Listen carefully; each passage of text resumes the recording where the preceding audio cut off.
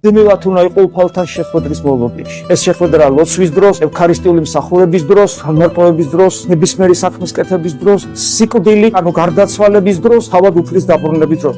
მუდმივი მოლოდინის რეჟიმში, რომელიც მუდამ ფორმაში გამყოფებს სულიერი თვალსაზრისით, არასოდეს არ გძინავს. ეს არის ვიძარებისა და სიფხიზლის სათნოების, გულისწყობის მუდმივი კონტროლის, საკუთარი თავის მუდმივი შემოძახების რეჟიმში, დისციპლინის, პროგრამის აღსრულების, მუდამ გულხურვალების, სულის ბუღარების, მოუკლებელი ლოცვის, მარადიული სიხარულის რეჟიმში იმყოფება ადამიანი, თუ გეშინიათ არ დაიღლები, ღმერთი გაგაძლიერებთ თავისი ენერგიით. ეს არის მდგომარეობა მუდმივი მოლოდინის. თორემ თუ ეს რაც ჩამოვთვალე არა აქვს, ადამიანს ავიწყდე, სულიერად იზინებს, ისე მოგვიკაკუნებს, გარდაცვალება თვალის დახამხანებასაც ვერ მოვასწრე. ეცაზგეთ, როცა უფალი ჩვენს გულს შეეხება, ვერც ვიგზნოთ და თუ ვიგზნოთ, ვერ შევინარჩუნებთ. აღარ გვექნება უნარჩვევები მასთან ინტენსიური კომუნიკაციის.